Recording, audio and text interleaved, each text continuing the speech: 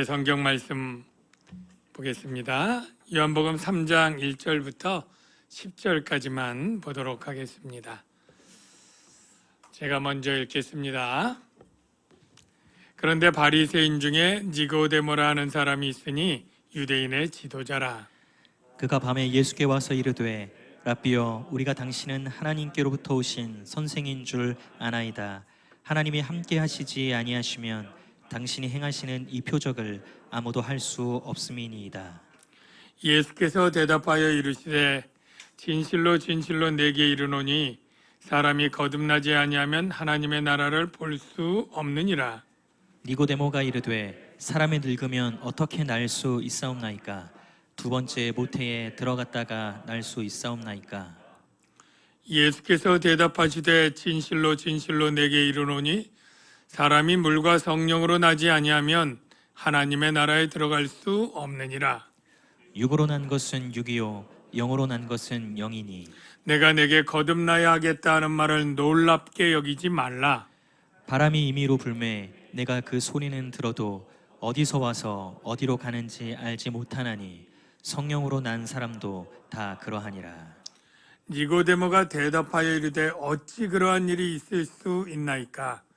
예수께서 그에게 대답하여 이르시되 너는 이스라엘 선생으로서 이러한 것들을 알지 못하느냐? 아멘.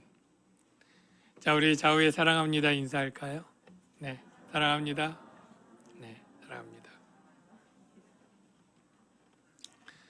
제가 지난주 설교에 예수님이 성전 정화 사건을 일명 유월절 기간에 했는데 공생의 초기의 첫 번째 유월절이냐 아니면 공관복음이 지시하는 대로 마지막 번째 유월절이냐라고 질문하고 답을 안 가르쳐 드렸다고 그러는데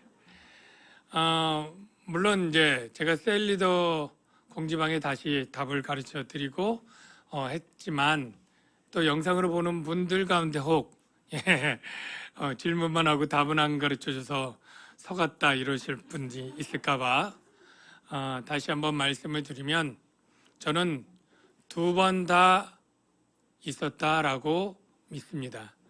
아니 사실 유월절마다 예수님은 그러한 상징적 행위를 했다라고도 보는 사람이 있는데 확실한 건 그건 두 번째는 모르겠고 확실한 건 첫 번째 유월절 요한복음대로 했고 마지막 공관복음 돌아가시기 전에도 그렇게 성전의 정화 사건이라고 하는 것을 했다 이렇게 믿습니다. 오늘 본문은 그와 연관되면서도 우리에게 매우 중요한 주제를 이야기하고 있습니다.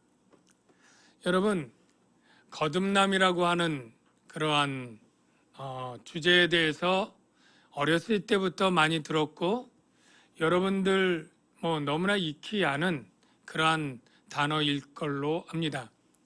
아주 우리 어렸을 때 복음적인 노래 있었죠. 돈으로도 못 가요 하나님 나라. 그리고 맨 끝에가 뭐냐면 거듭나면 가는 나라 하나님 나라 이렇게 되잖아요. 우리가 거듭난다는 게 하나님 나라에 들어가는 아주 필수 조건이라는 게 어렸을 때 가사에 있어서 우리가 너무나 거듭남이 중요하다라는 거 다 동의하시고 공감할 텐데 한번 스스로 물어봅시다. 그러면 여러분 거듭나셨습니까? 네. 몇 분 대답하고 속으로 대답하셨겠죠.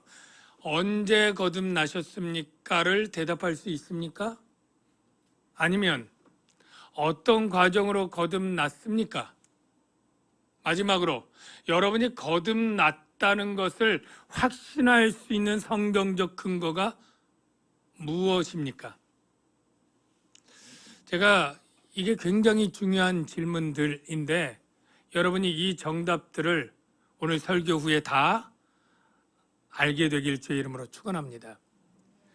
이제 시작하면서 니고데모 이야기를 시작하니까 니고데모에 대해서 한번 여러분의 어떤 여태까지 알고 있던 니고데모에 대해서 한번 질문을 드릴게요. 제가 어렸을 때 영화를 보거나 뭐 권투경기든 무슨 시합하는 걸 보면 꼭 아버지나 뭐 형이든 이렇게 질문을 했던 기억이 나요. 누가 우리 편이야? 누가 좋은 사람이야? 여러분 그런 질문 안 했습니까? 예, 누가 악당인지 누가 착한 사람인지. 그런 좀 유치한 질문대로 한번 물어볼게요. 니고데모는 좋은 편입니까? 나쁜 편입니까? 좋은 편에, 즉 우리 쪽의 좋은 편은 신실한 믿음으로 예수님을 존경하고 인정하고 하려고 하는 진지한 구도자에 가까운 사람입니까? 아니면 예수님을 공격하고 불신하는 가운데 예수님을 꼬투리 잡고 비난하기 위해서 온 쪽에 가까울까요? 네, 제가 이제 그 배경을 통해서 어느 쪽에 해당되는지를 이제 말씀을 드리겠습니다. 니고데모가 어떤 사람이냐? 그 이름은 백성의 정복자입니다. 조금 무시무시하죠? 이 니고데모는 유대인 당국의 지도자입니다. 유대인 당국은 당시 입법 사법기관인 그러한 산헤드린 공회에 속한 사람이고, 그 중에서도 그냥 70명 중에 평범한 사람이 아니라 그 중에서도 지도자급에 있는 사람입니다. 이 니고데모의 가문은 당시 유대 가문, 유대인 중에서 굉장히 명망 있고 힘 있고 귀족 가문입니다. 그는 유대가 헬라에서 잠깐 정복해서 있었던 때 세운 왕조를 하스모니라고 하는 조상의 이름을 따라서 하스모니안 왕조에서 혁혁한 정과를 세운 장군이 있었는데, 그 사람이 구리온이고 이 구리온 가문의 후손입니다. 그러니까 권세가 있고 명예도 있고 돈도 많아요. 게다가 실력이 짱짱합니다. 왜냐하면 바리새인이거든요. 이 사두개인보다 바리새인은 훨씬 율법 연구에 몰두했고 율법대로 해석하고 그렇게 지키려고 애썼던 바리새인이에요. 바리새인. 그런데 어떤 일이 일어났느냐면, 예수라고 하는 사람이 나타나서 그들이 가장 중요하게 여기는 두 가지가 있습니다. 성전과 안식일. 이 두 가지는 유대교의 뿌리와 같고 이것을 흔든다면 유대교의 근간을 무너뜨리는 일인데, 예수가 와서 성전이 기도하는 집인데 장사하는 집이 되었다. 그리고 장사치들을 내모는 이러한 상징적인 행위를 했지만, 이것은 바로 이 유대교 정면을 폭탄에 던진 것 같은 굉장히 강력한 도전이었습니다. 이거를 잠자코 있다가는 굉장히 위험한 것이기 때문에 이들에게는 이 성전을 사수하고 이러한 잘못된 사상을 가지고 선지자로 그리고 사람들의 인기를 얻고 하는 것이 굉장히 위험한 일로 아주 심각하게 느껴진 거예요. 그래서 이 사람들을 보냅니다. 당국에서. 예수에게 가서 묻는 거죠. 당신이 무슨 권위로 무슨 자격으로 이렇게 성전에서 이 같은 소동을 일으키고 하느냐라고 질문을 합니다. 그때 예수님의 대답이 참 묘해요. 뭐라고 말합니까? 너희가 이 성전을 헐라 내가 3일 만에 일으키리라. 그러한 표적을 정말로 그들이 무너뜨릴 수도 없지만 무너뜨리면 하여간 3일간 된다는 이 말도 안 되는 표적으로 이 위기를 벗어난 것 같기도 하고 어떻게 할 수도 없는, 그렇게 지나간 거예요. 성경 본문은 더 이상 말하지 않습니다. 그러나 유대 산헤드린 공회는 심각하게 이 문제를 회의를 했던 거예요. 그리고 이 예수를 지금부터 싹을 잘라서 추종하는 자들을 무찔러야 된다, 이런 어떤 합의를 도출하고, 그 당시에 사회적 도전 담화라고 해서 우리 오늘날로 하면 우리 대선 선거할 때 이 양당을 지지하는 아주 촌철살인의 상대방의 약점을 공격해서 말 잘하는 사람들, 있잖아요. 보통 저격수라고 그렇게 표현을 하는데 그러한 사람들로서 사람을 뽑은 거예요. 바로 그 뽑힌 사람이 니고데모. 그는 이미 많은 사람의 명망을 얻고 실력도 있고 율법도 잘 알고, 그러니까 이 예수를 말로 도전 대화를 통해서 소위 말하면 그의 잘못과 거짓을 완전히 파헤쳐서 그가 더 이상 세력을 불리지 못하도록 하는 역할을 맡고 찾아온 거예요.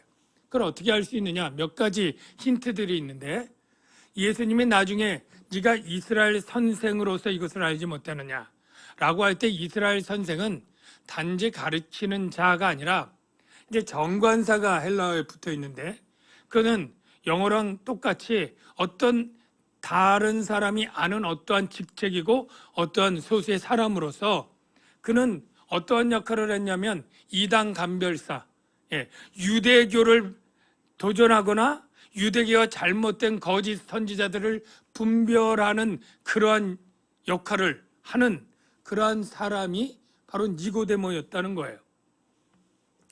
이 니고데모가 이제 혹자들은 이 마지막에 니고데모가 예수님 장례 때 향품을 가져오는, 그래서 회심한 어떠한 모습을 보이기 때문에 이 처음에도 그러한 어떠한 인상으로 처음에 니고데모도 같이 투영해서 선하게 보려고 하는 그러한 견해들도 없지 않아 있습니다. 그래서 이 니고데모가 밤에 이 예수님께 온 것을 어떻게 해석을 하냐면, 일단 참 개인적으로 진지하게 도를 찾는 그런 아직 영적으로는 어리지만 예수님을 선지자로 인정하고 좋게 보고 좀 배움을 갖기 위해서 낮 시간에 예수님 바쁘니까 밤에 한가한 시간을 찾아서, 혹은 밤에 가야 사람들의 혹시 이목과 이런 비난을 조금 피할 수 있기 때문에 이렇게 좋은 긍정적인 면으로 밤에 혼자 예수님을 찾아간 것으로 그렇게 보는 견해도 있습니다만, 저는 그렇게 생각하지 않습니다. 첫 번째, 이 니고데모는 대표로, 유대인들의 대표로 갔다는 게 이 말 끝에 나오는데, 거기 뭐라고 돼 있느냐면 내가 아나이다가 아니라 우리가 아나이다. 우리란 누구예요? 유대 종교 지도자들. 우리가 그렇게 아는 것을 합의했다. 그래서 예수님이 나중에 너가 아니라 너희가 믿지 아니하는도다 라고 얘기를 하는 이 복수의 대표자로 왔다는 것 하나고요. 밤에 왔다는 게 정말 밤에, 어두운 밤에 그런 이유로 왔겠지, 이렇게 볼 수가 있기도 하지만, 요한은 이 빛과 어둠, 낮과 밤을 굉장히 문해적으로 영적인 의미를 담아서 요한복음을 기록한다는 거예요. 우리가 잘 아는 것처럼 요한복음 1장 5절에 보면 이렇게 되어 있어요. 빛이 어둠에 비치되 어둠이 깨닫지 못하더라. 여러분, 이게 빛과 어둠이 실제 어떤 그런 과학에서 나오는 빛과 어둠이 아니에요. 영적인 의미가 있는 거죠. 그리고 요한복음 11장 10절에 보면 밤에 다니면 빛이 그 사람에 없는 거로 실족하느니라. 이 예수님이 직접 했던 거예요. 밤에 정말 어두우니까 깜깜한 데 다니면 넘어져 조심해, 이 말이 아니겠죠? 예? 영적인 것입니다. 예. 그리고요, 유다가 예수님을 배반하기 위해서 유다가 그 조각을 받고 곧 나가니 밤이로라. 물론 정말 밤에 나갔습니다. 맞습니다. 그런데 왜 이 밤을 꼭 썼느냐 이거죠. 예수님이 공생의 3년 동안 밤이 몇 번 왔습니까? 1000번도 더 왔을 거예요. 낮과 밤이 늘 바뀌니까요. 근데 예수님이 사건 할 때마다 이렇게 하니 낮이더라, 이렇게 하니 밤이더라, 이랬더니 새벽이더라, 꼭 그것을 밝힌 적이 있나요? 없습니다. 특별할 때 얘기를 하는 거예요. 바로 이 유다가 나갔을 때 밤이고, 이 니고데모가 밤에 찾아온 것이 바로 그가 아직 빛이 없는 어둠에 있는 영적으로 불신의 어떠한 상태를 암시하는 문해적 기법이었다는 것이죠. 그래서 이 니고데모가 예수님을 이제 도전해서 완전히 수치를 주려고 왔다라고 할 때 목사님 처음에 보면 굉장히 예의 있고 예수님을 인정하고 칭찬하는 그런 말로 시작하지 않습니까? 이렇게 생각이 될 수 있어요. 2절을 봅시다. 그가 밤에 예수께 와서 이르되 랍비여, 존경하지 않습니까? 우리가 당신은 하나님께로부터 오신 선생인 줄 아나이다. 하나님께로부터 온 선지자처럼 그렇게 인정하지 않습니까? 하나님이 함께 하시지 아니하면 당신이 행하시는 이 표적을 아무도 할 수 없음이니이다 라고 얘기를 하는 게 칭찬같이 보여요. 그런데 이 사회적 도전 담화는 그때나 지금이나 처음에 상대방을 마음껏 칭찬하고 높이면서 그 안에 칼을 담아서 얘기를 하는 게 고수지, 처음부터 대놓고 막 무시하거나 모욕하는 게 아니라는 거예요. 이게 의뢰하는 방법인데 정말 이 안에 칼을 담았느냐? 그렇다는 거예요. 어떻게 담았느냐 하면 바로 당신이 행하시는 표적 때문에 당신이 하나님께 온 선지자인데, 그 표적이 뭐예요? 성전을 헐라 3일 만에 세우겠다. 그 표적을 하면 정말 하나님의 선지자 맞습니다. 근데 그 마음속에는 그게 정말 이루어질 거라고 니고데모가 믿고 진지하게 지금 칭찬하는 걸까요? 아니에요. 어떻게 성전을 46년간 지었는데 3일간에 된다는 말도 안 되는 표적, 그게 된다면 당신 하나님의 선지자 맞소. 이런 복선이 깔려 있는 것이죠. 그러니까 제가 여태까지 이 니고데모 얘기를 할 때 궁금했던 게, 예수님이 니고데모에 대해서 굉장히 좀 어떻게 보면 불친절하고 조금은 싸나운 듯한 그러한 대화를 이어갑니다. 이게 그 전에 계속 궁금했던 거예요. 왜냐하면 예수님은 굉장히 온유하시고 너그러우신 분이었잖아요. 성전에서 간음하다 잡힌 여자도 정말 책망보다는 참 따뜻하게 위로해 주려고 했고, 십자가에 달린 강도에게조차 굉장히 너그러우시고 친절하시고, 로마 군병까지에게도 저주의 말을 품지 않고 몰라서 그렇다 이해했던 그 예수님의 성품이 이 니고데모에게는 너그럽거나 이해하지 않고 그냥 네가 거듭나지 못했고 하늘나라를 못 본다, 그 얘기를 하고, 그리고 나서 네가 이스라엘 선생으로서 이러한 것을 알지 못하느냐 면박을 주면서 수치를 준단 말이죠. 이 예수님이 왜 갑자기 이때는 뭐가 이렇게 속이 안 좋아서 그랬느냐?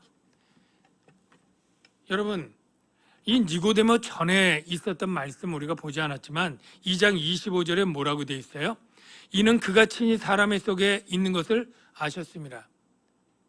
나다나엘은 부정적으로 얘기해도 그 안에 간사한 것이었고, 그가 하나님에 대한 진실된 탐구가 있는 것을 알고, 네가 하늘이 열리는 것도 보고 인자 위에 천사가 오르락내리락 하는 것을 보리라 라고 했어요. 근데 니고데모는 칭찬의 말처럼 예수님께 왔지만 그 소식을 꿰뚫어 보는 예수님의 눈에 그는 뭐예요? 예수님을 수치를 주고 망신을 줘서 다시는 그렇게 활동을 하지 못하도록 하기 위한 유대인 대표의 저격수로 딱 온 것을 아시는 거죠. 그리고 그를 보자마자 하는 말이 내가 진실로 내게 이르노니, 이게 보통 확정적이고 강력한 표현이 아니면 안 쓰는 단어예요. 진실로 내게 이르노니 사람이 거듭나지 아니하면 하나님 나라를 볼 수 없느니라. 이 말은 뭐예요? 너는 거듭나지 못했기에 하나님 나라를 보지 못한다, 이렇게 얘기를 하고 있는 거죠. 여러분, 니고데모가 거듭나지 못했다, 그래서 하나님 나라를 보지 못한다 라고 하는데요. 여러분, 이것은 니고데모가 굉장히 불쾌한 그러한 예수님의 어떤 말씀이었는데요. 먼저 여기서 거듭나다라는 말을 우리가 분명히 정리를 해야 돼요. 여러분, 거듭나다라는 이 단어가 우리가 한자로 하면 중생이잖아요. 중생. 거듭남 중생. 중자가 무거울 중도 있지만 거듭이라고 하는 중자가 있어요. 중첩 뭐 이럴 때 중생 거듭난 요건 맞는데, 정말 예수님의 한 말이 이 거듭남이라고 하는 단어를 정말 썼느냐, 이걸 보려면 뭐예요? 헬라어 원문을 봐야 되는 거죠. 근데 헬라어 원문을 보니까 예수님이 그런 의미로 말한 것 같지 않습니다. 자, 제가 헬라어 잘 모르지만 그냥 꼭 이거는 필요하니까 설명을 할게요. 게네세라고 하는 건 태어나다라는 동사고, 하노센이라고 하는 건 부사로 다시 또는 위로부터라는 단어예요. 그래서 게노세, 하노센 이렇게 하면 다시 태어나다도 되고 위로부터 태어나다도 돼요. 이거는 그때 상황과 문맥에 따라서 어떻게 뜻을 해석해야 되는지를 정할 수 있어요. 그런데 예수님이 다시라는 뜻으로 했을까요? 위로부터라고 썼을까요? 예. 예수님이 그때 쓴 의미가 위로부터라고 썼어요. 위로부터 태어나야 하나님 나라를 볼 수 있다. 이겁니다. 신약 성경에 이 하노센이라고 하는 위로부터라는 단어는 13번 쓰였는데 다 위로부터라고 그 용례가 돼 있어요. 여기만 니고데모만 이것을 뒤집어서 다시로 받아들인 거예요. 이 역시 위로부터입니다. 그래서 이렇게 하늘로부터 위로부터의 의미는 뭐냐면 하나님으로부터와 같은 동의어예요. 우리가 요한복음 1장 13절 말씀 한번 확인해 볼게요. 이는 혈통으로나 육정으로나 사람의 뜻으로 나지 아니하고 오직 하나님께로부터 난 자들. 이때 하나님께로부터 난 자들이 바로 이 위로부터 난 자의 의미입니다. 예. 먼저 이렇게 쓰고 위로부터 나야 하나님 나라를, 즉 하나님으로부터 나야 하나님 나라를 볼 수 있다. 논리적으로 되잖아요. 근데 이 니고데모는 하나님으로부터 난다는 걸 이해가 안 되는 거예요. 하나님으로부터 태어나는 게 안 되니까 뭘로 해석해요? 부사를? 다시로 해석을 한 거예요. 역시 그것도 이해가 안 되긴 마찬가지인데 그래도 그게 좀 낫겠다고 생각하고 예수님의 말을 동의해 주길 싫은 거예요. 그러니까 공박을 해야 되니까 비틀어서 다시로 잡은 거예요. 아니 사람이 어떻게 엄마 몸속에 다시 들어가서 늙었는데 다시 태어납니까? 이렇게 반론을 제기한 거죠. 그러니까 예수님이 위로부터라는 것을 다시 설명을 해줍니다. 그게 바로 5절이에요. 예수께서 대답하시되 진실로 진실로 내게 이르노니 위로부터 난다는 게 뭐냐면 성령으로 난다는 거예요. 또 성령 하나님이나 똑같으니까 사람이 물과 성령으로 나지 아니하면 하나님 나라에 들어갈 수 없느니라. 예, 아까 부른 복음성가 거듭나야 가는 나라 하나님 나라. 예? 물과 성령으로 나지 아니하면 하나님 나라 갈 수 없어. 위로부터 하나님으로부터 태어나야 하나님 나라를 보고 하나님 나라에 들어간다라고 가르쳐 준 거예요. 근데 여기서 조금 격가지지만 또 중요하게 오해하는 부분이 있어 설명을 드리면 물과 성령으로 난다고 할 때 물은 무슨 의미일까요? 물? 그냥 성령으로 난다고 하면 참 이해가 쉬운데 물이 왜 붙었을까요? 그래서 어떤 사람들은 물은 물세례를 의미한다. 물세례, 성령세례 그렇게 얘기하잖아요. 그러니까 여러분 다 물세례 받으셨죠? 성령세례 받았죠? 그러니까 별 문제가 없는데 나 예수 믿고 이제 막 정말 신실하게 믿는데 세례 받는 게 12월 성탄절인데 그 전에 소천했어. 이 사람 구원 받습니까? 못 받습니까? 예수 확실히 믿는데 물세례 못 받으면 성령 세례만 받고 안 됩니까? 예, 이런 모순이 생겨요. 물세례가 아닌가? 그리고 아까 얘기한 것처럼 에베소서에 보면 하나님 말씀으로 씻어 거룩하게 하시고 이런 표현이 있으니까 물은 하나님 말씀이야. 이렇게 주장하면서 논리를 펴는 게 신천지입니다. 혹시 여러분 그런 주장 계속 가는 사람 잘 들어보면 그 말씀이 씨고 씨에서 태어난 사람 뭐 이렇게 비유 뿌리로 나가면서 신천지 나오는데 전 그것도 아니라고 생각합니다. 그럼 물은 뭐냐? 물은 성령을 설명해 주는 단어예요. 그러니까 주인공은 성령이고 성령이 어떤 역할과 기능을 하는지를 설명해 주는 게 물이에요. 그래서 물의 성경의 용례는 딱 크게 두 가지입니다.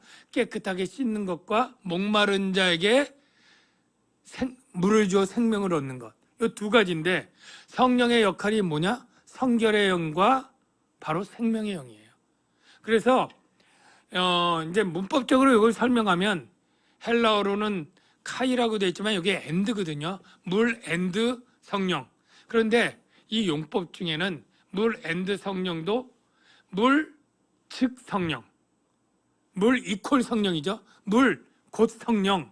이렇게 성령을 설명해 주는 것으로 얼마든지 해석이 가능하고, 그리고 이게 단수이기 때문에 에크라고 하는 전치사, 무엇으로부터 나온다는 게 하나만 쓰였다는 것, 이런 것들을 통해서 볼 때 바로 물은 곧 성령 또는 물과 같은 성령, 이게 바른 그러한 번역이에요. 그래서 나중에 보면 8절에 보면 예수님이 물과 성령으로 난 사람도가 아니라 그냥 성령으로 난 사람도 다 그러하니라. 물은 이제 의미가 없는 거예요. 별로 중요하지 않은 거예요. 성령이 중요한 거예요. 성령이. 그러니까 성령으로 난 사람인데 성령이 어떤 물과 같이 정결하게 생명을 주는 그 성령으로 태어나는 것. 이게 거듭남의 본래 뜻, 위로부터 남이다 라는 거예요. 그래서 육으로 난 것은 육이요, 영으로 난 것은 영이니. 우리가 부모에게 몸은 받지만 영은 뭐예요? 새로 성령으로, 영이신 성령으로 나야 되는 것이다. 그래서 7절에 니고데모에게 말하잖아요. 니고데모, 네가 위로부터 난다. 이 거듭나야라고 되는 것은 적절치 못한 번역인 것 같아요. 예수님은 다 위로부터, 하나님으로부터 성령으로 난다는 말을 놀랍게 여기지 말라. 그러면서 다시 설명을 하는데, 먼저 이 물이 성령이다라는 것이, 목사님 그거 뭐 좀 증거가 있나요? 목사님 주장 아닌가요? 라고 하면 증거가 확실히 있습니다. 어디에 있습니까? 구약 성경에. 니고데모에게 책망했던 게 그거예요. 네가 이스라엘 선생이면 당연히 구약 성경과 율법을 통달하는데 율법에 성령으로 태어남이 있지 않느냐? 율법에 물로 깨끗하게 된다는 그 말씀들이 있음에도 네가 어찌 알지 못하느냐? 그렇게 책망하는 거거든요. 자, 한번 그것부터 확인해 보죠. 우리 에스겔서를 한번 볼까요? 에스겔서 36장 24절 봅시다. 자, 이 상황이 어떤 거냐면 이미 망해가지고 외국 나라로 뿔뿔이 흩어졌던 그 백성들, 하나님이 구원하겠다, 마지막 때 구원하겠다 할 때 그들을 곡으로 모아오는 거예요. 영적으로 보면 죄와 사단에 뿔뿔이 흩어진 백성들을 하나님이 예수 그리스도를 통해서 하나님 나라로 모아오는 것, 이걸 예표하는 예언이에요. 그런데 일단은 이렇게 얘기하죠. 내가 너희를 여러 나라 가운데서 모아 데리고 고국 땅에 들어가서, 가나안이죠. 자, 맑은 물을 너희에게 뿌려서 너희로 정결하게 하되. 여러분, 맑은 물을 뿌린다는 거예요. 근데 역사적으로 실제 맑은 물 뿌린 일이 없어요. 왜냐하면 이건 비유니까. 그 다음 이 맑은 물이 뭔지 나타나요. 곧 너희 더러운 것에서와 모든 우상 숭배에서 너희를 정결케 할 것이며. 뭐가 맑은 물이? 근데 그 맑은 물이 뭔지?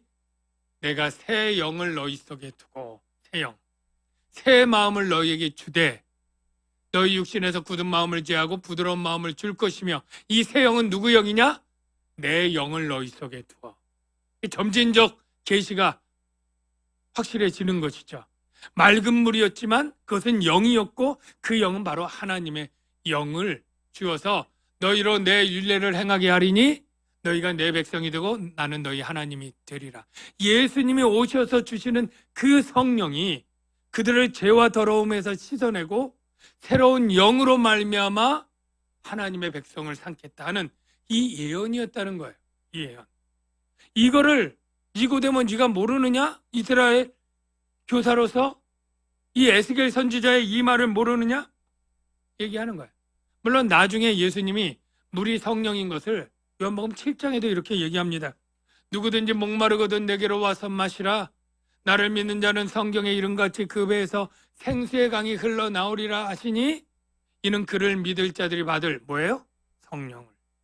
생수를 성령으로 얘기를 해요.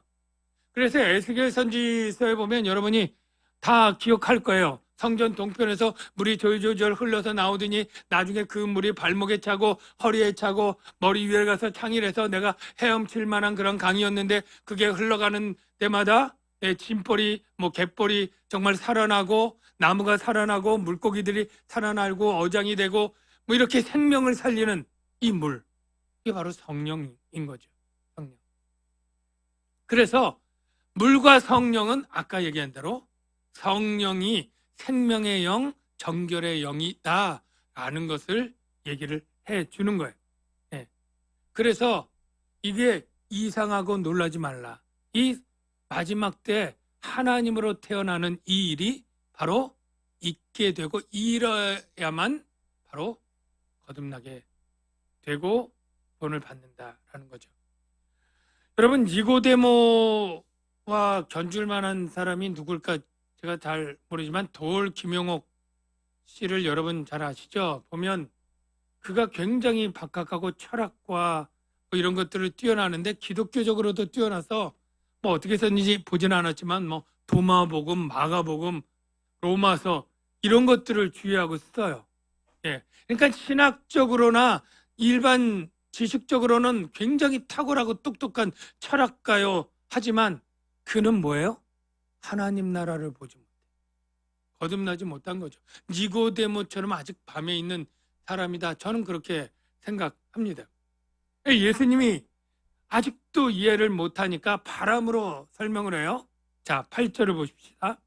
바람이 임의로 불매 내가 그 소리는 들어도 어디서 와서 어디로 가는지 알지 못하나니 성령으로 난 사람도 다 그러하니라. 자, 니고데모는 아직도 깨닫지 못해서 어찌 그런 일이 있을 수 있습니까? 라고 묻는 것으로 오늘 내용이 끝나게 되는데요.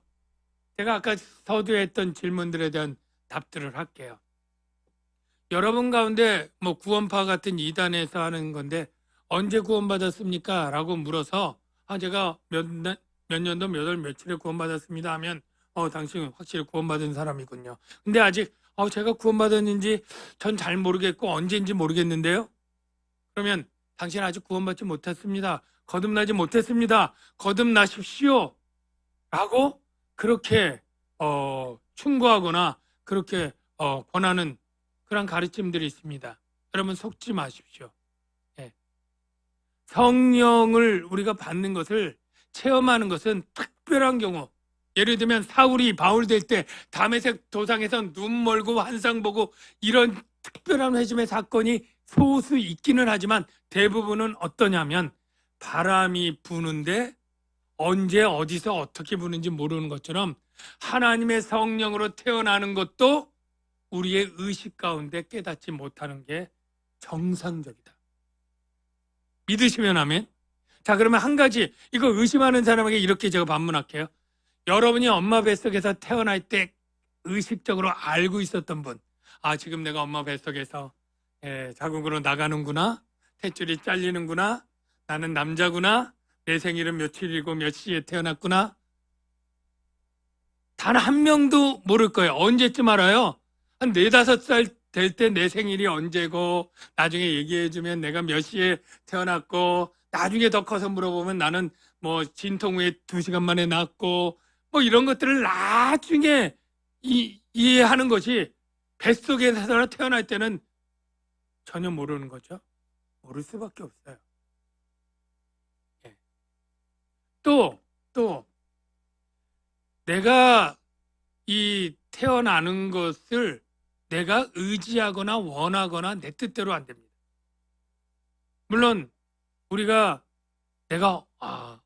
누구 부부 밑에서 태어나야지, 또는 내가 여자로 태어나야지, 내가 이런 성품을 가진 자로 이런 은사가 있고 이런 재능이 있고 이런 자로 태어나야지, 이게 말도 안 되는 일이잖아요. 예. 그러면 당신 거듭나십시오 라고 말하는 게 말이 되는 것입니까? 못났으면 좀 거듭나셔야 됩니다. 열심히 기도하시고요. 사모해서 간구하시고요. 성경도 읽고요. 봉사도 열심히 하고 이렇게 해서 거듭나십시오. 라는 그런 말을 들었다면 그게 논리적으로 도대체 맞는 말입니까? 예? 여러분, 거듭나는 게 나의 의로운 행위나 어떤 노력이나 열심이나 기도나 이런 걸로 되어지는 일이라고 생각이 되십니까? 전혀 아닙니다. 우리가 육신으로 낳는 것도 아기의 뜻이 아니고 하는데 어찌 영으로 나는 게 내 인간의 의지와 뜻이 됩니까? 자, 보십시오. 창세전에 하나님이 그 기쁘신 뜻대로 그리스도 안에서 우리들을 택하였을 때 여러분이 그때 뭐 소원을 빌거나 기도하거나 뭐 선하고 의로운 행위가 있었습니까? 전혀 없죠. 여러분 6번 자막 좀 보여주세요. 자, 요한복음 1장 13절 우리가 배운 거지만 이는 혈통으로나 육정으로나 사람의 뜻으로 나지 아니하고 하나님으로 나는 건 사람의 뜻이 아니라는 게 중요해요. 오직 하나님께로부터 하나님의 뜻, 하나님으로부터 기원돼서 우리가 중생하는 거예요. 중생이라는 단어를 쓰면. 두 번째, 디도서 3장 5절 우리를 구원하시되 우리의 행한 바 의로운 행위로 말미암지 않고 우리의 의로운 행위, 종교적 행위, 기도, 간구, 열심 이런 것 때문에 우리가 중생할 수 있습니까? 아니라는 거예요. 오직 그의 긍휼하심을 따라 중생의 시승과 성령의 새롭게 하심으로 하셨다. 끝으로 에베소서 1장 5절 그 기쁘신 뜻대로 우리를 예정하사 예수 그리스도로 말미암아 자기의 아들들이 되게 하셨다. 전적으로 중생은 사람의 노력과 뜻이 아니고 하나님의 뜻이다. 자, 바람이 임의로 분다고 할 때 임의로 무슨 의미인가요? 바람이 임의로 분다? 임의는 제 하고 싶은 뜻대로 해요. 바람 뜻대로. 바람이 어디서부터 시작할지 누구에게로 향할지 모른다는 거예요. 지금 흰남노 태풍이 어디로 가는지 중국으로 갈지 일본으로 갈지 뭐 대한해협을 빠져나갈지 몰랐잖아요. 오는 거 보니까 부산 지나가네, 남해안 지나가네 아는 거지. 그게 우리의 인간의 의지로 언제쯤 발생을 해라, 어디로 가라, 어느 속도로 가라, 어떤 기압으로 가라 도무지 인간은 어떠한 노력과 열심에도 안 되는 거잖아요. 성령이 그렇다는 거예요. 성령. 좀 신학적으로 보면 바람과 성령은 헬라어가 똑같은 단어였습니다. 하나님이 생기를 불어넣으실 때도 바람. 그리고 성령의 바람 이제 불어와 할 때 에스겔 골짜기에 마른 뼈가 불어날 때 생기가 들어가서 살아나게 할 때도 바람. 다 바람이 바람, 성령 같은 단어예요. 그런데 바람의 특징이 성령의 특징과 똑같아서 제 뜻대로 본다는 거예요. 임의로. 사람 뜻이 개입이 안 돼요. 그래서 내가 간절히 바람이여 내게 와서 나를 거듭나게 해주십시오 할 수도 없고 되지도 않아요. 바람이여 저기에 가서 저 사람을 거듭나게 해주십시오. 그게 안 되는 거예요. 그래서 깨닫는 게 뭐냐면 우리가 거듭났다면 오직 전적으로 하나님의 긍휼하심을 쫓은 은혜였다. 내 노력, 의지, 열심, 의로운 행위 다 소용없고 오직 하나님이 주권적으로 전적으로 임의로 우리를 구원하시기로 작정하시고 구원하셨다. 그러니까 뭐예요? 이 하나님께로 태어남은 전적으로 할렐루야 하나님을 찬양하고 그 은혜를 높이는 것 외에는 우리 인간의 마땅한 반응이 없는 거예요. 마땅한 반응. 자, 이제 마지막으로 한 가지. 여러분이 그러면 거듭나셨다면 그거 어떻게 확신할 수 있습니까? 난 거듭났어. 증거가 뭔데? 느낌이 그래. 그렇게 얘기할 수는 없는 거잖아요. 예? 자, 성경의 근거가 뭐냐면 거듭나면 니고데모에게 거듭나지 아니하면 하나님 나라를 볼 수 없느니라의 답이 있어요. 자, 그러면 내가 하나님 나라를 보고 있다면 나는 거듭난 거예요. 하나님 나라. 여러분, 하나님 나라가 보이시면 아멘. 대답하기 조금 곤란하죠. 안 보이는데 어떻게 본다고. 여러분, 하나님 나라를 본다는 의미를 설명할게요. 나다나엘은 예수가 하나님의 아들인 것을 믿고 고백하자 네가 하늘이 열리고 인자가 위에 천사들이 오르락내리락 하는 것을 보리라. 여러분, 하나님 나라가 본다는 것은 바로 예수가 하나님 나라의 왕인 것이 믿어지는 예수가 우리를 위해서 십자가에 죽은 그 죽음이 나를 살려서 하나님 나라에 들어가게 해주시는 분, 회개하라 천국이 가까웠다고 하나님 나라를 외치신 그분이 믿는 자를 하나님 나라로 인도해 주시는 것이 믿어지시면 하나님 나라를 보는 사람인 줄로 믿습니다. 하나님 나라의 소망이 있는 사람인 것으로 믿습니다. 그래서 여러분들 가운데 나는 예수님이 하나님의 아들인 것이 믿어진다. 아멘. 예수님을 믿으면 내가 죄사함 받고 하나님 나라에 들어갈 수 있다라고 믿어지시면 아멘. 이 사람이 하나님 나라를 보는 자요 거듭난 자의 특징이에요. 예. 누구든지 예수를 저주할 자라 하지 아니하고 주라 하는 자들은 다 성령이 아니고는 그럴 수 없다라고 고린도전서 12장 3절에 말한 것처럼 여러분이 예수님이 주요 하나님의 아들이요 하나님 나라를 여시는 분이라고 믿어주시면 하나님 나라를 보고 소망하고 들어갈 거듭난 자, 하나님께로 태어난 자라는 사실을 알고 감사로 사시기를 주의 이름으로 축원합니다. 기도합니다. 하나님 아버지 감사합니다. 오늘 우리가 거듭남의 원뜻 성령으로 하나님으로 태어난 자라는 것 깨닫습니다. 그리고 하나님께 찬양과 감사와 영광을 돌리지 않을 수 없고 우리가 이제 하늘나라의 소망을 가지고 이 세상 또 의로운 삶을 살아가며 살아가는 자가 되게 하여 주시옵소서.